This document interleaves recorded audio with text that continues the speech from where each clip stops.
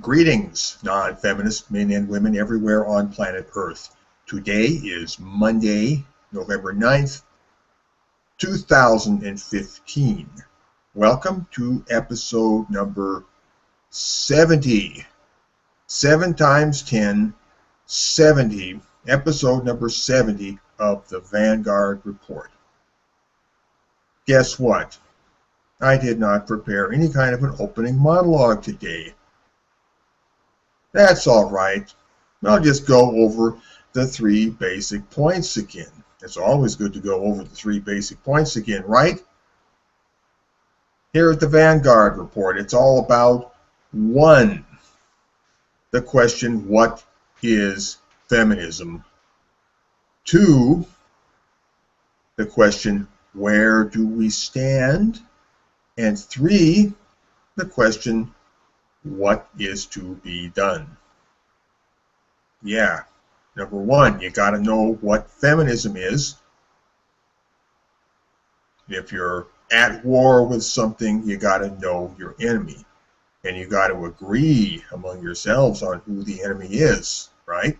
So we got to know the answer to the question, what is feminism? It's pretty important, and we are constantly chipping away at that rock pile. Seems like it never ends. But we've got it narrowed down pretty much to the idea that feminism is the project to increase the power of women with no stipulated endpoint.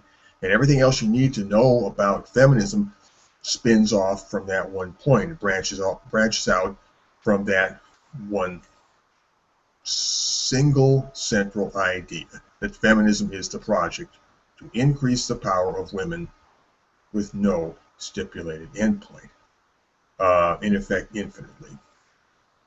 And point number 2, where do we stand? Well, that's in terms of the ever-changing situation. Situations always change. Situations are always changing. So you got to know where you stand so you don't stumble over anything because you didn't know it was there. And finally, the question number 3, what is to be done? Where do we go from here politically? How do we navigate from here in terms of what we know feminism to be, or what we mutually understand it to be, and what we know of the present objective situation as to where we stand? Putting those 2 answers together for the first and second questions, we are able to formulate the answer to the third question, which is, what is to be done? So we're always juggling those 3 questions in our minds, on the Vanguard Report and just everywhere all the time. What is feminism? Where do we stand? And what is to be done? So, I just love to review the basics. So I am Fiedelbogen. I think I am. I always am, pretty much most of the time. I am your host for this episode number 70. And as usual, my fellow host, Nick Redding, man of Canada, true son of the Alberta Prairie, is with me. Nick, say hello to the people. Hey everybody, I'm Nick Redding with Men's Rights Edmonton. Everything I do is to send off a flare, essentially, that I am an activated non-feminist, which is to say anti-feminist, MRA, MGTOW. Any combination thereof. Yeah, and PUAs and anybody else who feels like anybody else opposed to feminism who feels like coming and contacting me and joining up with an already quite vibrant community, activated non-feminist community here in Edmonton, you're welcome to do so. Just drop me a line through mensrightsedmonton.com. That's my website. If you want to send me a direct email, you can send it to mensrightsedmonton@gmail.com. Or you can just check out my exploits on YouTube at Men's Rights Edmonton, or you can check out my tweets at Men's Rights Ed at Men's Rights Ed. That's my Twitter. Men's Rights Ed. Okay. Okay, Men's Rights Ed. And since you mentioned your email, I will quickly mention another email. You can always send an email to vanguardreport@usa.com. That's the official mailbox for the Vanguard Report. Anything you want to send. Anything interesting that you think we might like to know about, send it along. vanguardreport@usa.com. And on sort of a happy note here, a little bit of late-breaking news. I have just heard from our affiliates in Germany, in Berlin, that somehow or another they got on to German television. That's all I know for now, because I just got this news hardly 15 minutes ago. I have not had time to look into the details. I have not had time to look at the audio or the video clip of that TV episode anywhere, although I'm told that it can be seen. But I just thought you'd all like to know that, some of our people overseas are getting into the media. Let me open up something here. I can tell you a little bit, not much, but a little bit. This is on Skype. It says, we were just on TV. The show was great, and the expression nicht feminist went on air. That's the name of the group over there in Berlin. Nicht feminist, which means not feminist in German. And he says here you can see it in the Mediatek. I guess that's a website. It's just, of course, in German, so you're going to have to brush up on your German skills real fast if you want to get any benefit from that. But I think with the, 2 out of every 10 word comprehension that I've got of spoken German, I think I would find it worth my while to listen to that. Yeah, I can pick up tantalizing bits here and there. And what else does he say? He says, there are many people who have nothing in common with us, but the 3 of us were great. There are many people happy with the TV airplay. And that's it. That's all I know right now. But I thought that was nice.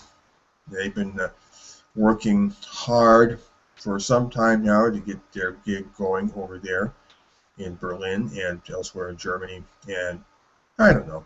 I was happy to see that. And I will, of course, find out more about that. And then I said to him, okay, I got to go in the Vanguard report shortly. Talk later. And that was it. So, on that upbeat note, what are we going to talk about on this episode? Oh, yes, I know. This episode is going to be sort of a continual arc or trajectory from what we talked about on the last episode, episode number 69. On that episode, we talked about the web of operations. That is how we begin to fan out into the world, not just the internet, but the world where people actually walk around and touch the ground with their feet and have conversations face to face in the flesh. That world. Things need to be happening in that world as well, in conjunction with this wonderful tool that we call the internet. But that's meat space, and we want to see things happening there. And last week we talked a little bit on the subject of how to structurally set up what you might want to do out there in meat space. And Nick, my fellow host here, has some practical experience and practical wisdom that he can offer, having done quite a bit of work in that field. He has refined his model. Me and Nick have talked plenty about this. We have refined our thinking on this subject. What we share here on our episodes is the fruit of literally years of thinking and reflecting and study and research and refinement and actual practical application. So we're going to carry on. We hardly scratched the surface of that vast subject, which literally spreads out everywhere. But we did a little something, and we'd like to dig a little bit deeper. So what we were talking about last week basically was how the non-feminist revolution might manifest itself if it started crystallizing in face-to-face space, a.k.a. colloquially referred to as the real world. This week we will carry on in the same vein, but we will drill down into the details a little bit more. So, if you've got the attitude, but not quite yet the analysis, that's okay. You're still a part of the non-feminist revolution. The non-feminist revolution is a big tent. Feminism may grow from a small cluster of ideas, but the practical consequences and consequences of those consequences do spread everywhere and touch everything, damn near anyway. So quite naturally, when the reaction to all of this finally gets underway, that is the reaction of all the people out there who have had their lives touched by the consequences of the consequences of the consequences of feminist innovation, that reaction, when that reaction finally gets underway, the reaction will assume an equally bewildering variety. Feminist innovation takes a bewildering variety of forms, and the reaction to all of this bewildering variety of innovations will be equally bewildering and varied and complex. A lot of people are feeling the pinch of feminist innovation in their lives, but they can't quite backtrack the chain of transmission to its point of origin. Feminist innovation enters their lives, does something to their lives, and it came from somewhere. And before that, it came from somewhere else, and before that, it came from somewhere else. But people can't quite follow that chain all the way to the source. They see only the local problem which directly plagues them, but the character of the overarching difficulty eludes their understanding. This is the state of mind of, let's be honest, the majority of people out there now. Although a growing number of us are reaching a higher state of understanding. But as for most people, yeah, they smell bullshit and they feel angry, but they are bottled up inside of those emotions, and this makes them politically ineffectual. They are trapped inside their subjectivity, their feelings, and they are not able to complete the circuit by connecting the meaning of those feelings to the chain of cause and effect in the world beyond themselves or beyond their immediate sphere. And this makes them politically ineffectual. That's what it means to say that they are long on attitude and short on analysis. Emotional reaction is all they've got. They might not know that they are rebelling against feminism, and for that matter, they might not even know the word feminism at all. You know, I've actually met people who didn't know what feminism was. I mention the word, and they say, "What's that?" Yeah, but the thing is, the moment they start, even with that ignorance, the moment they start to show resistance to it, then they will be targeted for re-education. They will. That's the really, yeah. Well, they will feel the heat one way or the other from a feminist direction, and of course, even And then, and well, the thing is, even then they won't know what's going on. Yeah, the go thing ahead. is, they'll express their frustration. Sorry, they'll express their frustration on a non on an emotional level, and then the re-education will also come in on an emotional level. So at no point will they ever be engaged on an intellectual level. They will not be engaged on an intellectual level. They will not actually be engaging the topic of feminism as feminism. Right. I mean, with with you and I and a lot of other MRAs and anti-feminists and everything else, we've sat down and we've taken the time to learn about this stuff. Yeah, us Uh, politically activated types, yes. but all of us came from a place where this dogma was force fed to us, and we said, wait, no, this isn't right. We didn't know. We hadn't connected with each other. Uh, we hadn't solidified our own thoughts. The initial reaction was a rather instinctual one of recognizing injustice. On a very deep, profound gut level. Yeah, yeah. Little children can recognize injustice. Apes can recognize injustice. You don't need education to see this sort of thing. No, You, you don't. you don't need education to see that this is bullshit. You do need education to identify and articulate it, however. You need education to verbalize.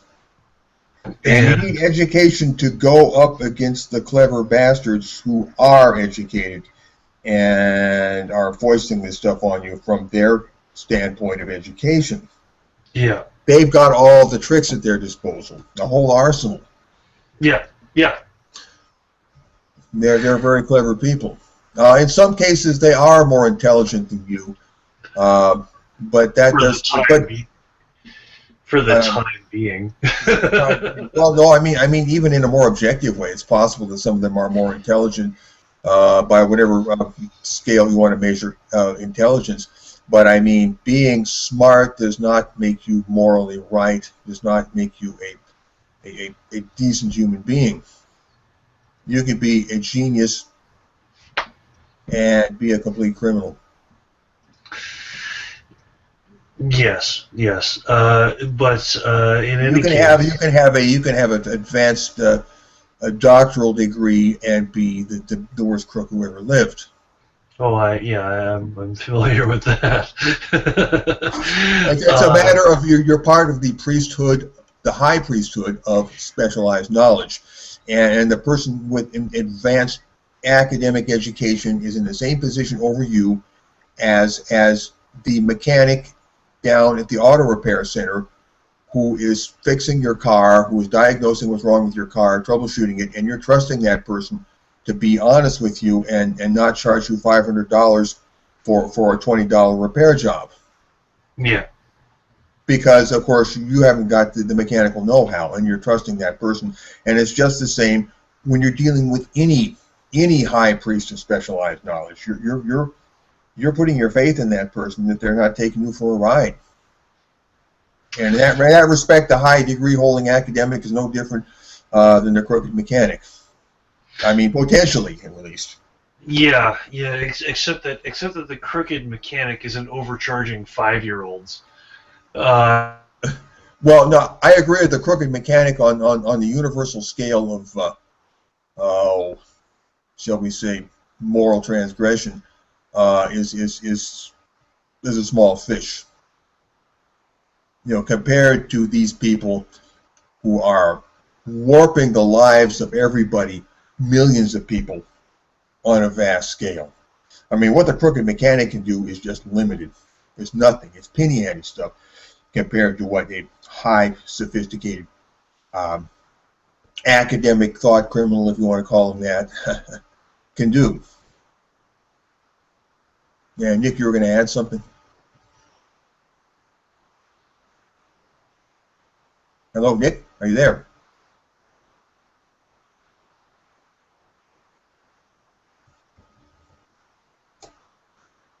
Nick? Well, I don't think he can hear us, man. But then when they there he cut, goes. There he goes. Nick, I don't mean to interrupt you. I think you've been talking all this while, but we haven't heard you. You seem to cut out there. So, well, I said a lot of good stuff. you did. Well, Nick, see if you can pull it up again while it's still fresh. Well, okay. Did I? Do you remember me drawing the difference between the feminist and the crooked mechanic? Well, I'm the one that first drew that difference, but Okay. I'm sure you. But is that on? In any case, okay. So you guys remember me saying that there was.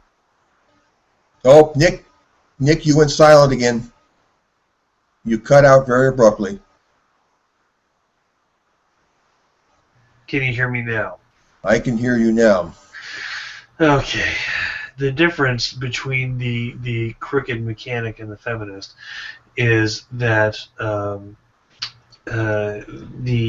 crooked mechanic will prey on the occasional ignorant adult, whereas the feminist will inculcate ignorance in vast swaths of the population, so as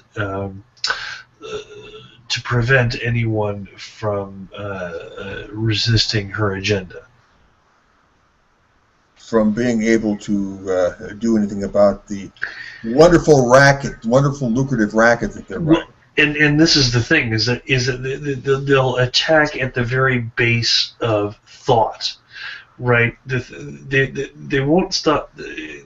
Their agenda is to stop people from objecting to it in the first place, and to figure out how to prevent people from even recognizing this injustice that even animals can recognize in the first place. Well, the way to do that, I can tell you very simply, the way to do what you're talking about is to make people stupid. Well, or at least extremely ignorant.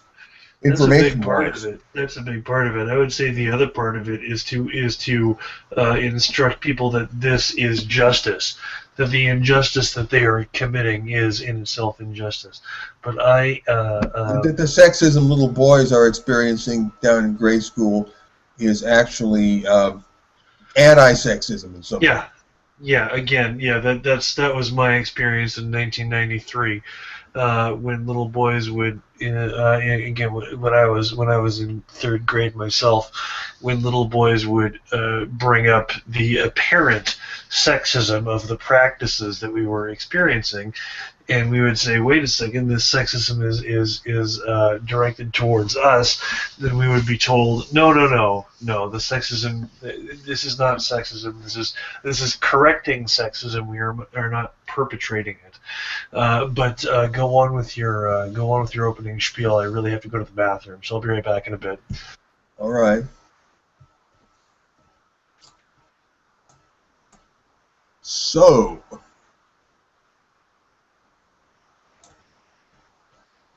all right, I had lost my place. Where was I?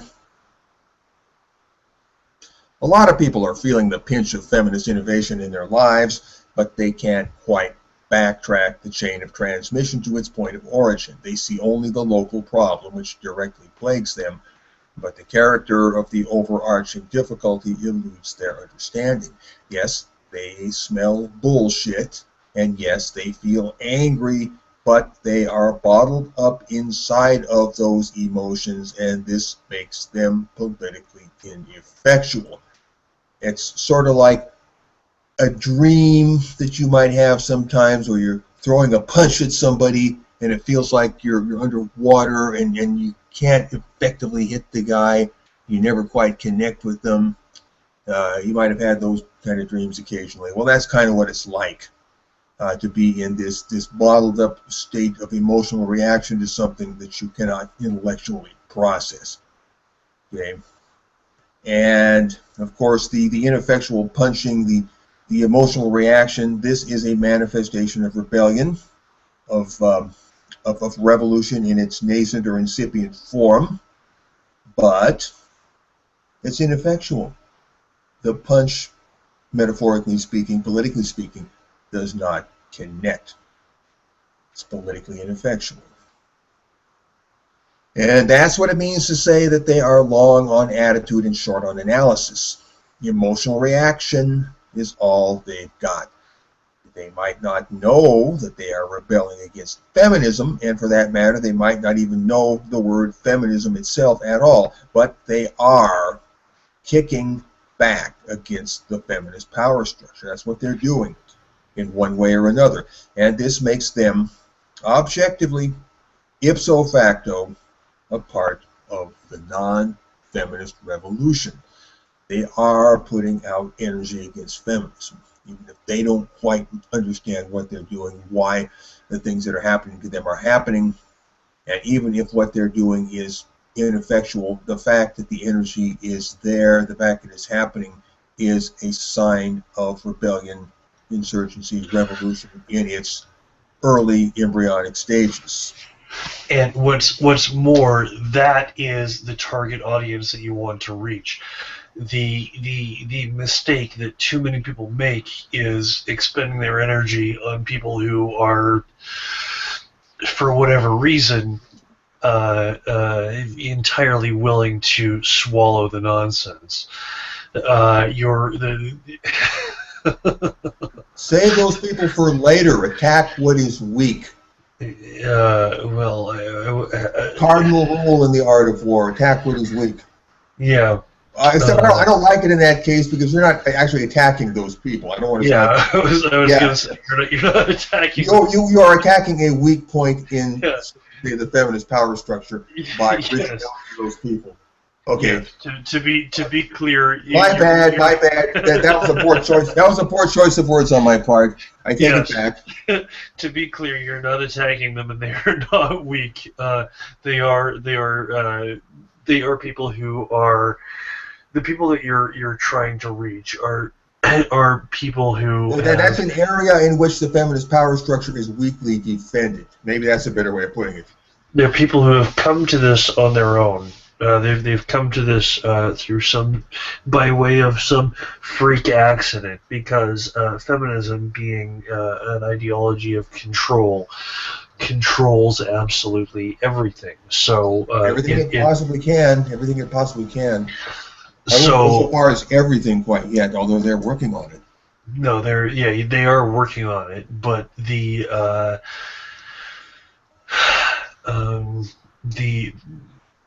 place where hope lives is in the human capacity for randomness and ingenuity and thinking outside the box. And so it's going to be those people who are ingenious and think outside the box and are willing to see something wrong with what everybody else sees as right. Sometimes that feels like you're the village idiot. But that's the dues you got to pay, my friends. It's not just that it seems like you're the village idiot. It's that the village of idiots is going to project their idiocy onto you, because you can use reason and they can't. And well, they can use reason within a certain box, to be fair to them. Okay, fine. When they see you coming to a reasoned perspective that they are not able to come to themselves, that makes them feel bad. And so, well, it makes them feel threatened, I think.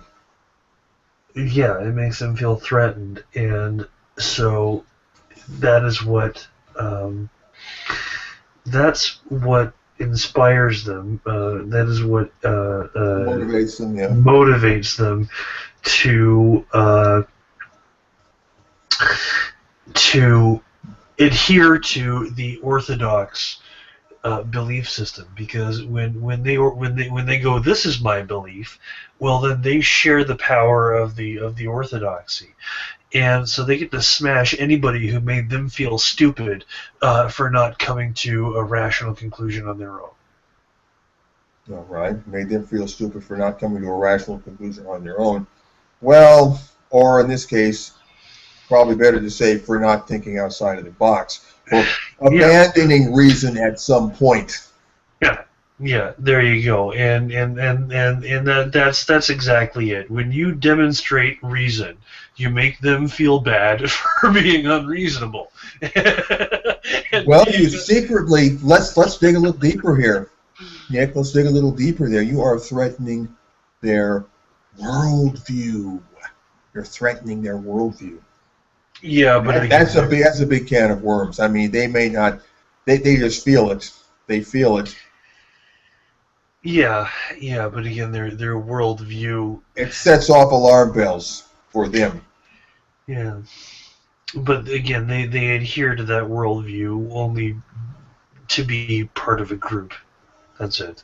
To have an identity, Yeah. whatever. I mean, it's their way of life. It's their world, and you take away their worldview, you take away their world. You take away everything they are, everything they've lived for, and that's a pretty harsh thing to do to anybody. I can't exactly blame anybody for feeling threatened and maybe striking back with hostility. I mean, it's understandable. I have enough empathy to understand where they're coming from. Not that I plan to spare them in the long run, because after all, they are wrong, and they are on the wrong side of history. But in the end, what you were talking about was people who were long on attitude and short on analysis, and how those are the people that we got to target. Or Those are the not, people we call that. This is what we call preaching to the almost converted.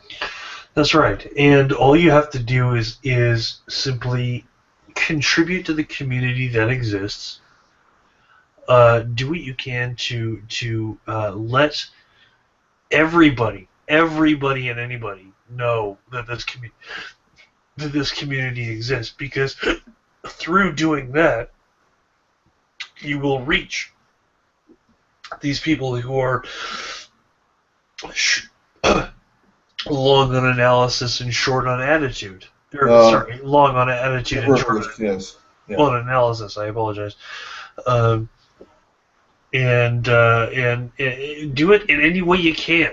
Right, that's the thing, because feminists are always, they're very adaptable. They'll see what you've done to get your message out, and they will adapt to prevent it. They're shapeshifters, I think you could say. Well, they're purely reactive, right? Our strength is that we are ingenious. We come up with things. We think outside the box. That's what got us into this. That's what got us into this in the first place. Uh, um, we we always figure out ways of broadcasting in ways that they can't control it. But again, the goal. Who are you broadcasting to? People who are receptive to it. And why are you broadcasting to them?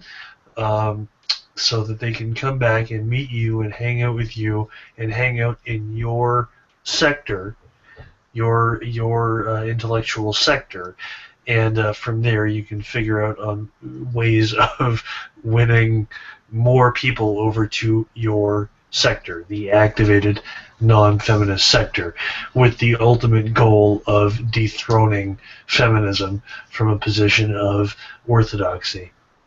With the ultimate goal of disestablishing the feminist worldview. And by disestablishing the feminist worldview, You pull the plug on the feminist power structure altogether. And information, a little bit here, a little bit there. We're always working with information. I changed my position in the chair where I'm sitting. I'm working with information. I've gone from one information state of the universe where I was sitting in one position to another information state where I was sitting in another position. Everything is information. Everything you do is working with information. This is a way to get a metaphysical power grip on everything you do. We're always working with information. Or if you're just writing an article and posting it on a blog, well, that's working with information. Election. Everything is information, and everything that involves transforming information is working with information. So, they are kicking back against the feminist power structure in one way or another, and this makes them objectively, ipso facto, a part of the non-feminist revolution. If you're kicking back against the feminist power structure and against the consequences of feminist innovation in the world, even if you don't quite know what you're doing or why you're doing it, well, you are part of the non-feminist revolution. The non-feminist revolution is an objectively historical process. It's just something that's happening. Feminism introduced certain changes into the world, and it's the case of action and reaction. It generated changes, and then the world started pushing back because, you know, consequences have consequences have consequences, and it very quickly gets unpredictable and more complex than anybody can keep track of. So, in the end, the non-feminist revolution is simply the sum total of everything that is pushing back against any aspect of feminism or consequence of feminism whatsoever, consciously or otherwise. Remember that, consciously or otherwise. The non-feminist revolution is simply the sum total of everything that is pushing back against any aspect of feminism or consequence of feminism whatsoever, consciously or otherwise.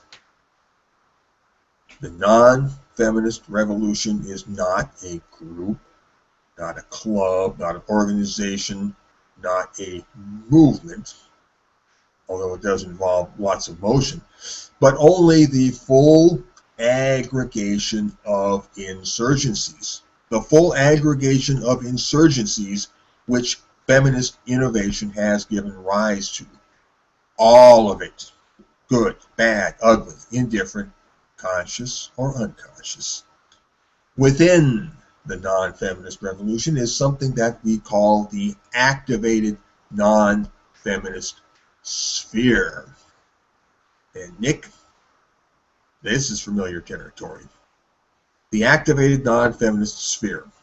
Basically, that means the sum total of individuals, groups, or movements who are politically awake to the feminist problem.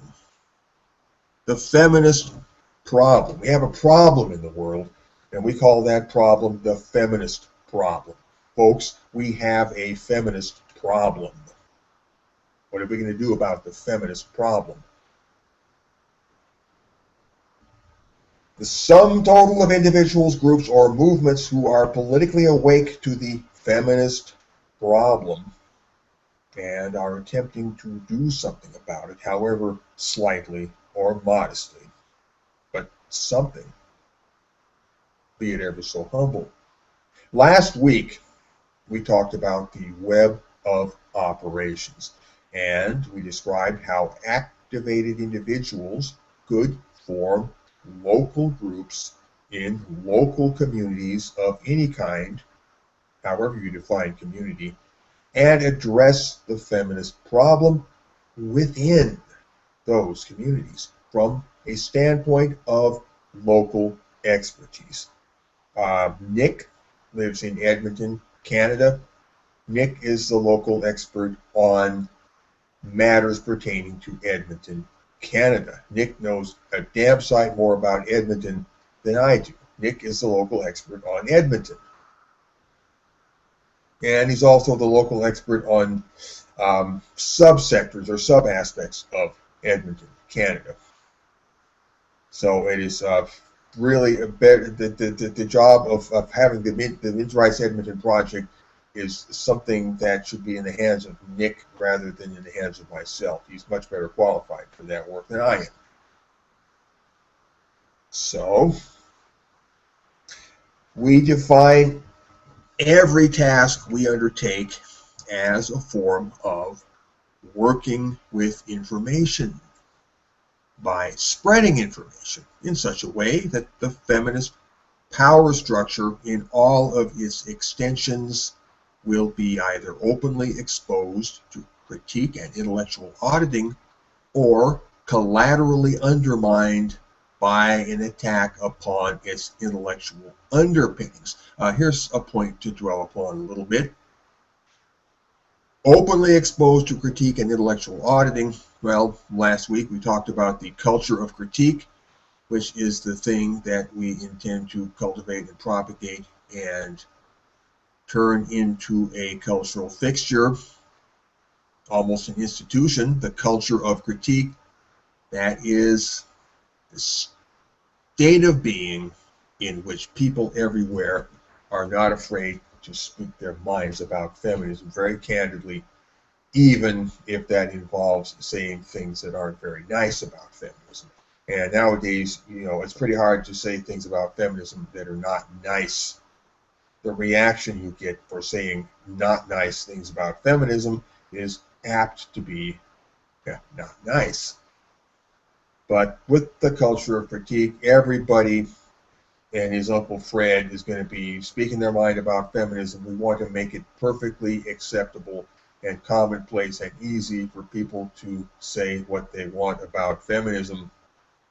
And feminism and feminists especially will be powerless to push back against any of that.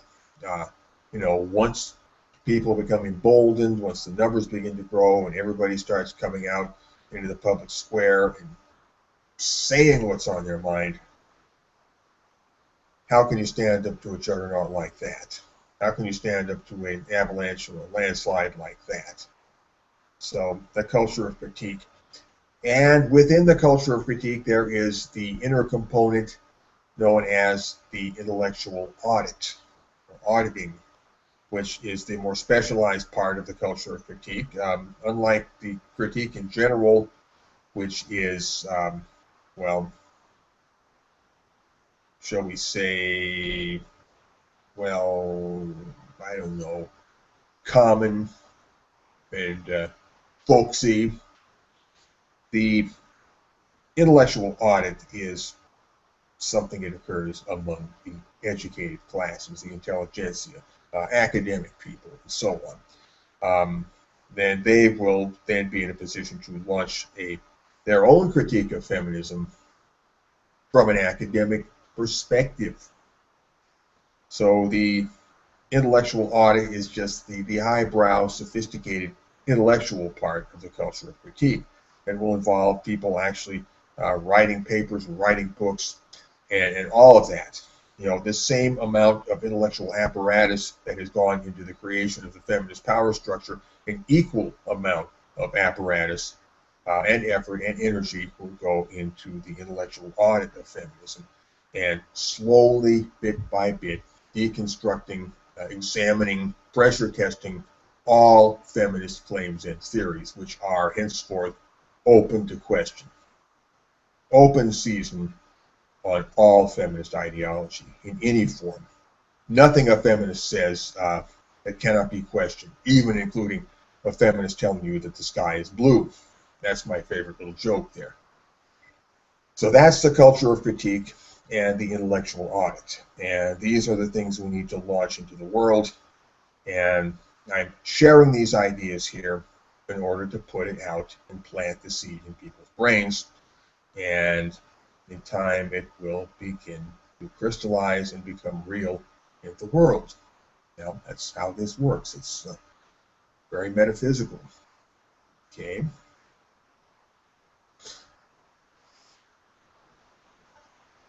So,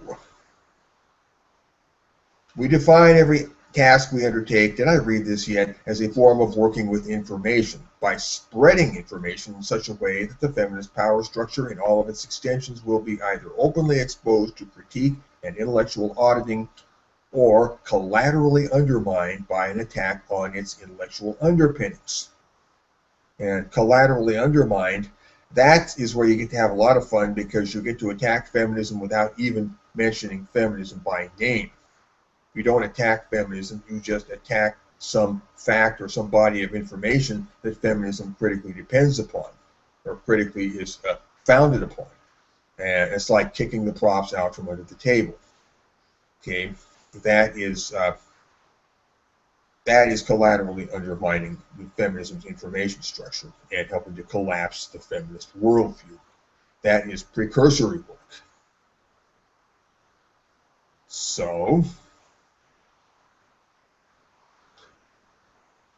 the activated non-feminist sphere would need to crystallize as a network of local groups operating under a charter document called a bulkhead statement, and we covered this last week, which inoculates that group against the misdeeds of other groups or individuals of a kindred political flavor.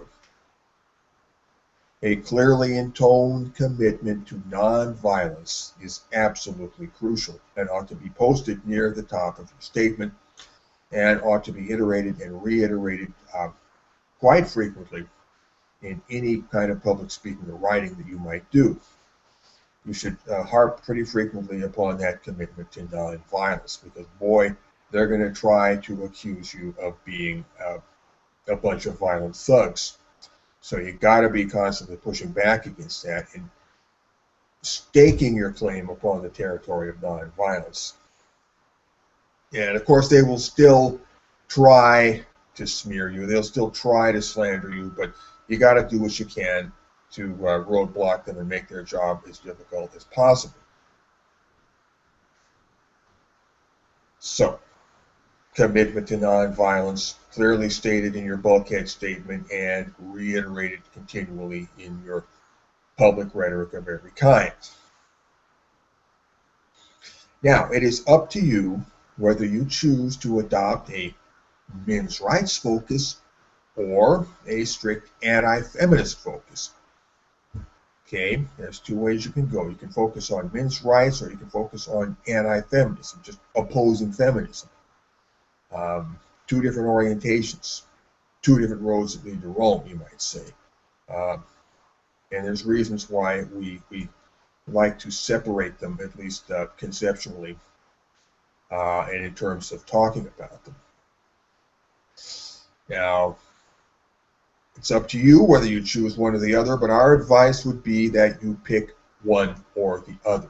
Don't just be in an ambiguous muddle or dither between the both of them, going back and forth.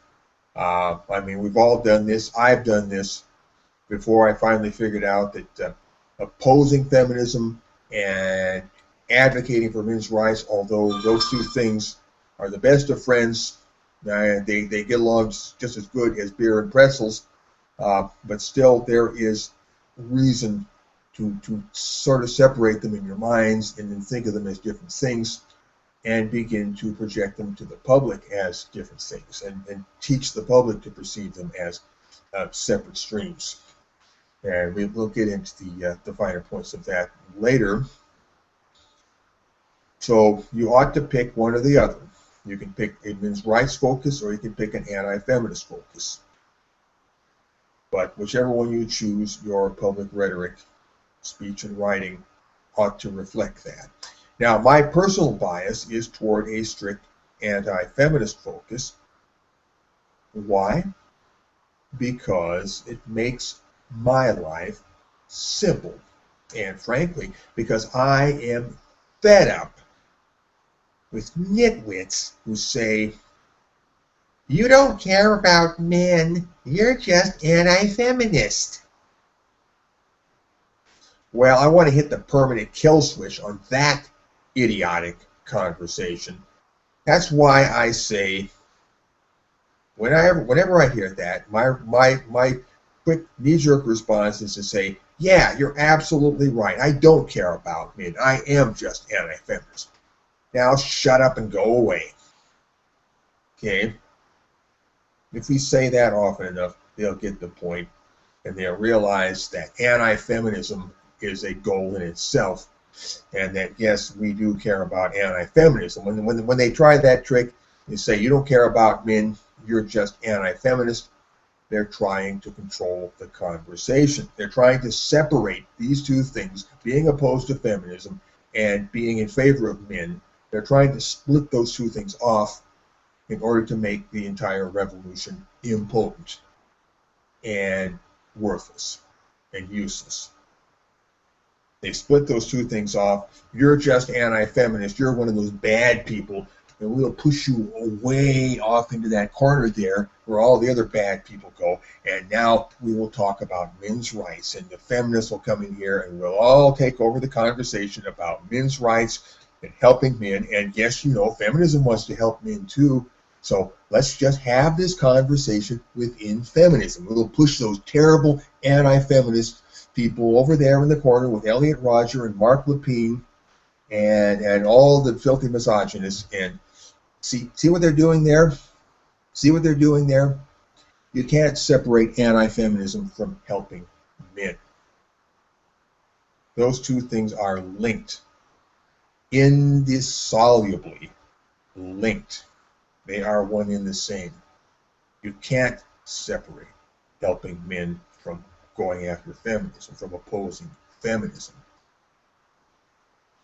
Whatever hurts feminism helps men. Whatever helps men hurts feminism. Whatever hurts men helps feminism. Feminism at its core is anti-male.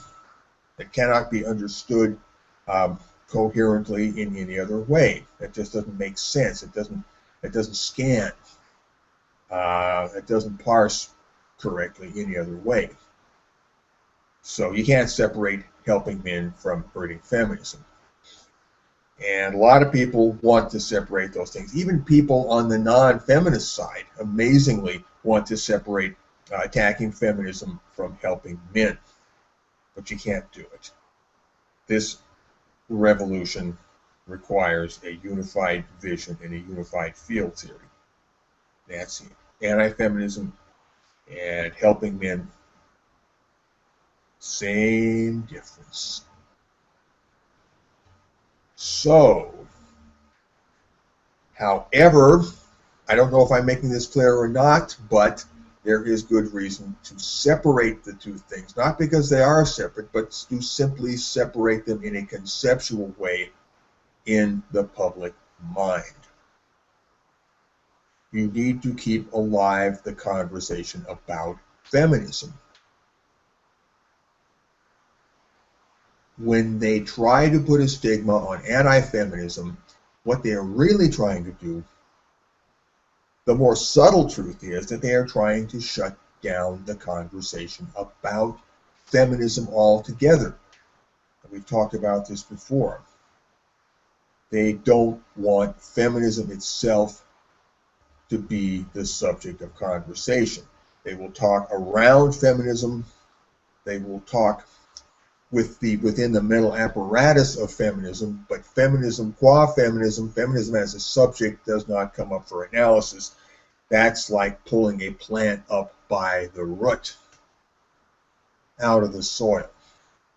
That's like taking the engine apart. Feminism as a mechanism needs to operate within a black box of understanding where it is not examined. So by rejecting anti-feminism, they're not only rejecting the attack on feminism, they're rejecting any analytical discussion of feminism from a non-feminist perspective, because any analysis of feminism, properly so called, is by its nature destructive. And being destructive, I guess you could only call it anti-feminism. All right. So Yeah, you're right. I don't care about men. I am just anti-feminist. That just means that I personally choose to put the focus on anti-feminism, opposing feminism rather than helping men. Some of us see promoting men's rights as a way of attacking feminism. Follow this point here. Some of us see promoting men's rights as a way of attacking feminism, while others see attacking feminism as a way of promoting men's rights. You follow that? Two different orientations. It's pretty much a matter of emphasis, as if the beat were falling upon a certain set of notes or upon some other set of notes. There's two different ways to play the music there. By the end of the day, the distinction between attacking feminism and promoting men's rights is artificial. They are both integrated into a unified field of political operations, and they are both necessary to get the job done. But in the public eye, they need to be differentiated as separate functions.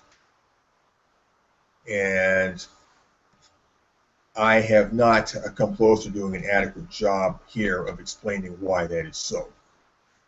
But I tried. Anyway, so if you are setting up a local group to do information work, you should pick either one focus or the other. You should pick a men's rights focus, or you should pick a strict anti-feminist focus. So you're either sounding the alarm about the evils of feminism, or you are sounding the alarm about men and men's issues and men's troubles, and trying to appeal to men as men from a male perspective. Both of these operations, whichever one you undertake, they both undermine the feminist power structure, and they both help men.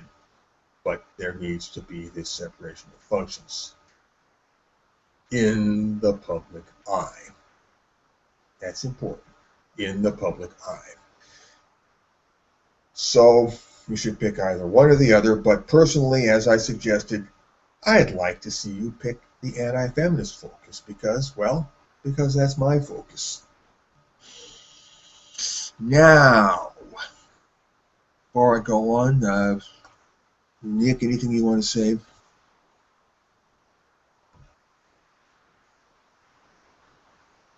Now, hello, Nick. Sorry, I'm here. No, I don't have anything to say. Sorry. Oh, okay. Well, there are ways of spreading information. And basically what you're doing with your group, your local group, whatever community you've settled into, you're spreading information, introducing ideas into people's brains, and initiating changes within people's brains by that introduction. One thing you can do, one thing I highly recommend, it's easy to do, in the early stages, of course, when you're just a study group and there's a few of you getting together, reading books, reading articles, talking about things, writing articles and position papers and sharing them back and forth, figuring out what your doctrine is and where you all stand. In those stages, you can always you can set up a website just for the use of the group, so you can put things up there and you can all refer to it. That's a kind of a handy tool. But as time goes on, as you begin to break out of the study circle mode and begin to be active purveyors of information in the community by undertaking various projects, at that point your website will become a part of your surrounding community. You will want to publicize it to make it known to people in your social surrounds, in your social environs. And you will be putting stuff up there with the idea of influencing people's minds, or with the idea of drawing some kind of a reaction from people. There's all kinds of things you can do. but you will probably want to be integrating a website or blog of some kind into your operations. You put things up there, you get a readership, people will go there, they'll see what you've written, and as your influence begins to spread out into the community, people will start to talk about it. Friends will talk about it. Neutral onlookers will talk about it. Your enemies will talk about it. And a complex chemistry of communication will start to come into focus and build itself up. And having a website is a tool that I think you'll want to use. Now, at some point, you will want to start joining local organizations or other local movements in order to do your information work in those venues as well. I'll give you one good example that comes to the top of my mind real quick. There is the Fathers' Rights movement. A lot of people who are trying to get a fair shake for men in the divorce system, and in terms of custody and all that sort of thing, and doing something about the horrendous abuses that are being inflicted on men in such things as restraining orders and lying about this and lying about that, all the ways that men, fathers in particular, or married men in general, can be taken to the cleaners in various actions of divorce piracy, and the way this kind of criminal behavior is facilitated and enabled by the present system. Okay, now there is a fathers' rights movement out there consisting of a number of people, not all of whom are necessarily anti-feminist, not all of whom are aware of the feminist problem, not all of whom see the connection between the feminist power structure and the issues that they are struggling with, the problems that afflict them. Some people within the fathers' rights movement are fully on board and fully knowledgeable about what's going on with feminism. They know the score. Some of them, I say, some of them, but others do not. Some of them even think feminism is a fine, is a good thing. They just don't, they haven't connected the dots yet. They don't see the connection between feminism and what they're struggling against. And here is just one example of where you could have some kind of influence as you begin to grow. Your people could start getting involved with some of these groups and begin to counteract any potential feminist influence within these groups, because of course we know, especially as time goes on, that more and more feminists or feminist-leaning people will try to move in and leave their mark upon these organizations and infuse their flavor and their ideology and their worldview. So I mean, there is a lot of different areas, a lot of different turfs to be fought for. And eventually, you will want to get your people into positions of influence within these various movements and organizations and sectors. Little by little, you will also want to get to some of the people there who are sitting on the fence, who maybe are politically naive, and you need to get to them with the right information and turn them in a non-feminist or counter-feminist direction. So this reaching out into groups, communities, various activist sectors of one form or another is one very good possible thing that you could get involved in as you begin to refine the operations of your local group. And again, most of what you'll be doing will be, one way or another, working with information, putting out information, spreading ideas. And, all I can do is offer suggestions. You go out there, you know the conditions on the ground in your local neck of the woods. You know best what the possibilities are and what can be done and what can't be done. So I hope simply to inspire you. We need to form a network of local, real world, real life uh, centers of activity, spreading out everywhere, connecting and networking in every way you can imagine. And I am simply sharing a few brief words here to inspire you and to get you thinking along those lines. And where you take it from here is entirely up to you. You're the boss. You're the genius. You're the innovator. I just hope I've given you a little bit of a mental jump start in a constructive, useful direction.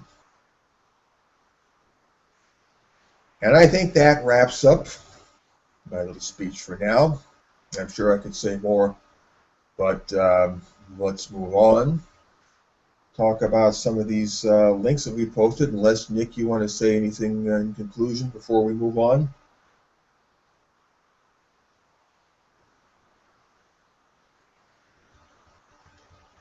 Hello, Nick.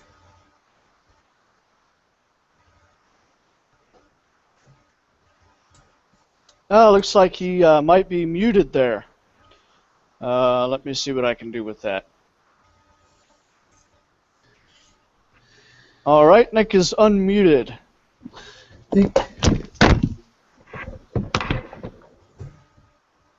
Sorry, technical difficulties on my end.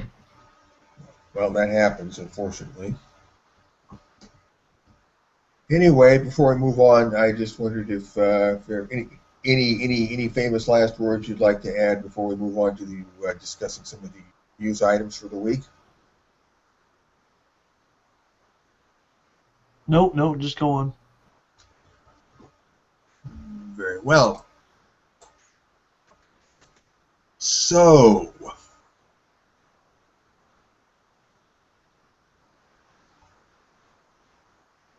cue number one. This is something about sexual assault lawsuits by students who are accused of sexual assault at colleges. Give me a second to open this up in my browser.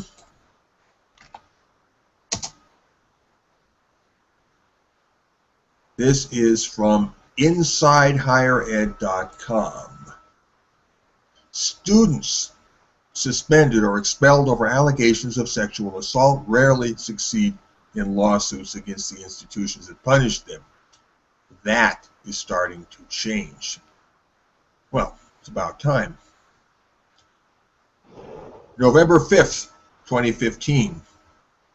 Last week, Brandon Austin, a former college basketball player, filed a lawsuit against the University of Oregon for $7.5 million.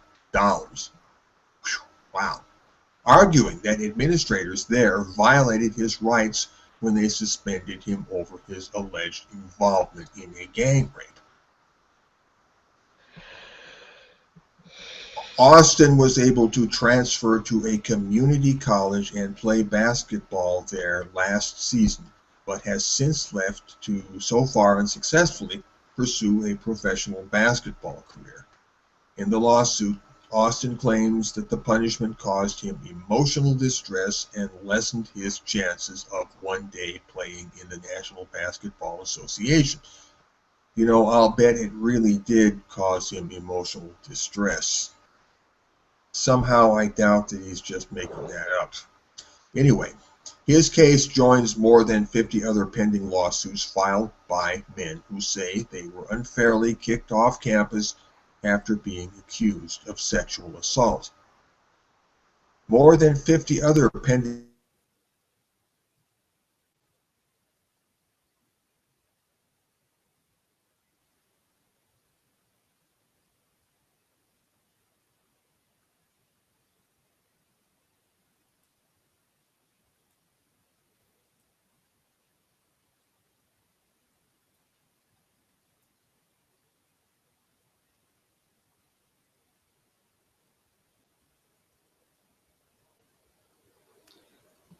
Sorry about that, folks. Looks like we lost everybody there for a minute.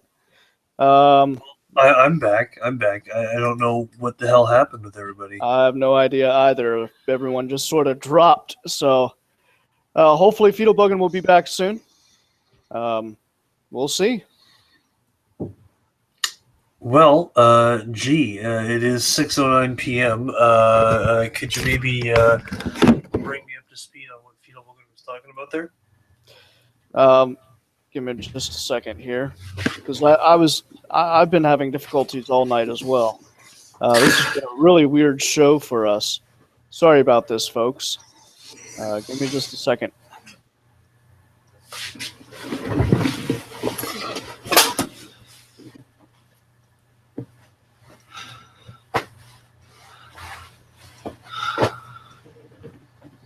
All right. Wow, we are plagued by technical difficulties. I haven't seen it this bad in a long time.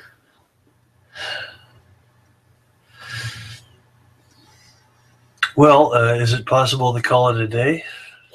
Well, we might have to at this rate. We'll give Fetal Bogan another minute or two. If you need to bring up any points yourself, then by all means, go ahead. No, just the same thing that I always say. Throw any concepts that you have against the wall. Throw any new ideas that you have against the wall, and just keep doing that, because you never know which one is going to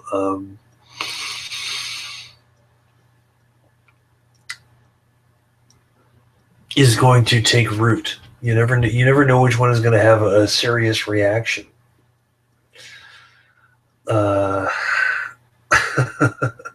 I don't know else how to carry this program. I'm just here. I'm just here to provide interjection. If our technical difficulties have thwarted us, I'd say, if we put out a good hour of programming, then we've done our job. All right, then. Well, we'll go ahead and call it here. Any last words that you want to share? Yeah, just a reminder to everybody that I'm here in Edmonton, Alberta, Canada, and that I will be here as long as I am able to receive people of like-minded